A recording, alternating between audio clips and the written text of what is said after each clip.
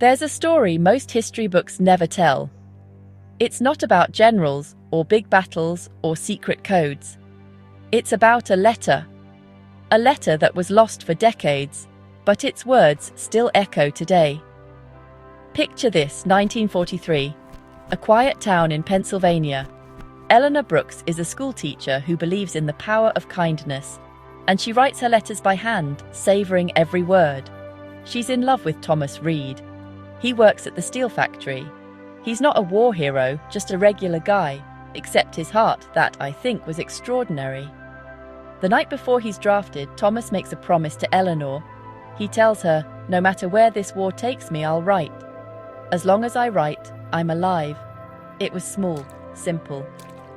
But in a world drowning in uncertainty, it meant everything. So, war pulls them apart, but letters keep them together. From muddy fields in France to freezing nights in Belgium, Thomas writes week after week. He writes about fear, about missing home, about dreaming of peace, with Eleanor at the center of it all. Eleanor waits for those letters like clockwork. Each one gets folded, kissed, and tucked away in a wooden box under her bed. For 2 years, the letters never stop, until suddenly, they do. No mail, no explanation, just silence. Then in June 1945, a government officer brings the worst news. Thomas is missing in action.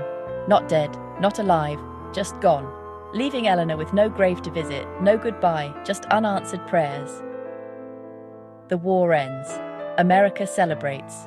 But Eleanor stays stuck, waiting for a letter, for closure, for anything. She never marries. She never throws out Thomas's letters. She believes hope can be heavier than logic. Decades pass. Time moves on, except for Eleanor. Fast forward to 1978. An old military building in DC is being renovated. Workers break open a sealed wall and find dust, files, and a single envelope, yellowed by time, addressed to Eleanor Brooks. The date, June 14, 1945, days before the war ended. They send the letter to Eleanor, now 62, hands trembling as she opens it. Thomas wrote he was alive, that he'd survived a brutal attack, that he was injured but hopeful.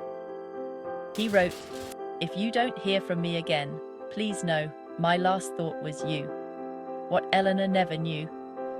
Thomas had been captured, rescued, sent to a hospital, and died months later from his wounds. He thought Eleanor had stopped writing. She thought he'd disappeared without a word. 2 lives, joined by love, forever separated by a single lost letter. Eleanor read the letter once.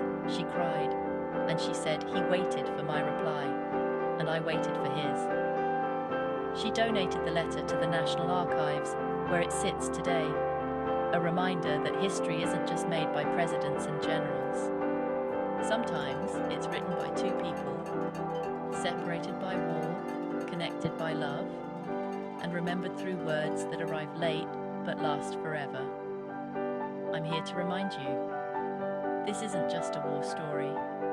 It isn't just a love story. It's proof that even in the silence, history finds a voice. This is the Universal History Club.